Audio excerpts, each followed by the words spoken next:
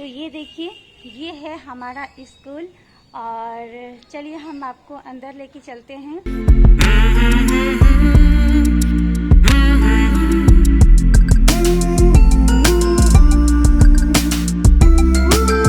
Happy teachers day friends. और ये video जो आज आप लोग देख रहे हैं, ये मैं जिनको सम्मान देना चाहती हूँ। शायद मुझे आज से बेहतर मौका नहीं मिल सकता था और आज हम आप लोगों को एक ऐसी महिला से मिलाने वाले हैं जिन्होंने ना खुद के बच्चों का जीवन संवारा है, बल्कि उन्होंने पूरे गांव के गरीब बच्चों का जीवन संवारने का बीड़ा भी उठाया है। तो मैं यहाँ से शुरू करूँगी तो ज़्यादा अच्छा रहेगा और आप लोग थोड़ा सा सुनिएगा, समझने की कोशिश कीजिएगा और पूरी बात सुनने के बाद ही कोई कमेंट कीजिएगा। मेरे नाना जी आज इस दुनिया में तो नहीं हैं, लेकिन वो एक महान व्यक्ति के साथ साथ वो एक महान टीचर भी थे।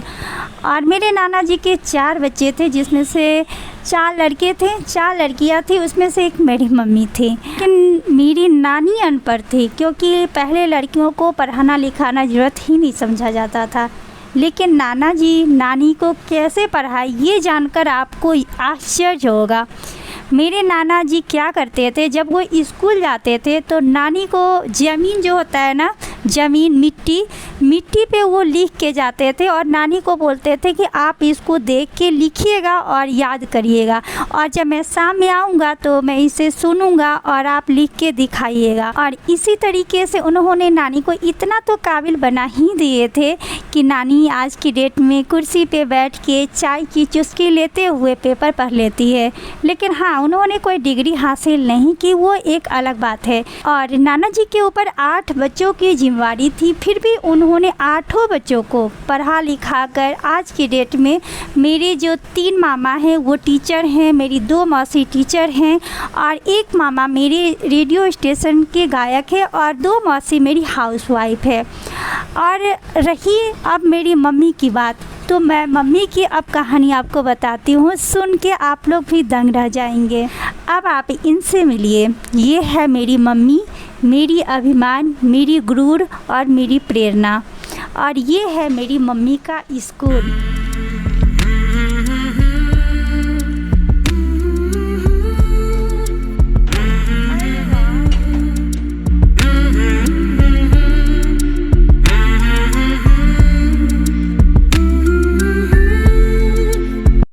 मॉर्निंग फ्रेंड्स, कैसे हैं आप सभी। और आप सभी का मेरे चैनल पर बहुत बहुत स्वागत है।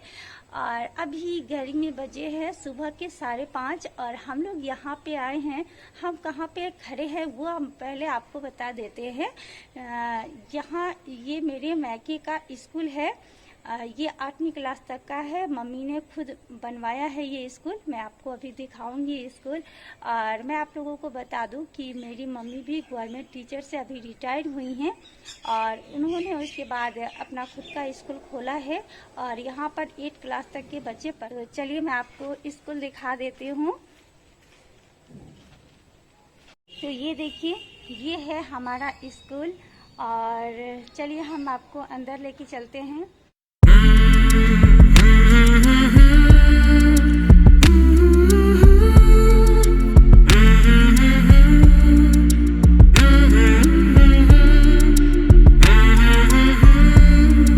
सबसे पहले तो यहाँ पर एक क्लासरूम है और हालांकि कोरोना के चक्कर में 1.5 साल से स्कूल बंद है, सभी जगह बंद है, तो ये भी बंद है। और वैसे भी जब कोई चीज़ बंद होती है तो उसकी हालत आप समझ सकते हैं कि किस तरह की हो जाती है। गेट से जस्ट सटा हुआ ये काउंटर भी बनाया गया है कि अगर किसी के पेरेंट्स आते हैं बातचीत करने के लिए तो उनसे बातचीत करने में आसान हो। और यहाँ से हम अंदर की तरफ चलते हैं तो यहाँ पे टॉयलेट रूम है, ताले बंद है, बच्चे आते ही नहीं, टॉयलेट कौन करेंगे, है ना। और ये देखिए, ये क्लासरूम है। क्लास तो काफ़ी बनाए गए हैं, काफ़ी अच्छी प्लानिंग भी की गई थी। देखिए इधर भी एक क्लासरूम है। तो काफ़ी बड़े बड़े क्लासरूम बने हुए हैं, लेकिन हाँ अभी बंद होने की वजह से थोड़े से अस्त व्यस्त ज़रूर दिख रहे हैं। और हम लोग वैसे भी वीडियो शूट करने नहीं गए थे, हम लोग गए थे वहाँ पे सुबह का टाइम था, अभी 5 साढ़े 5 ही बज रहा था, जैसे कि हम बता ही चुके हैं आप लोगों को। और हम लोग गए थे पूजा के लिए फूल तोड़ने के लिए। सच बोलूँ तो यही था कि पूजा के लिए फूल तोड़ने गए थे और मैं ये वीडियो ऐसे ही शूट कर ली थी। तो यहाँ से चलिए हम आपको लेके चल रहे हैं ऊपर।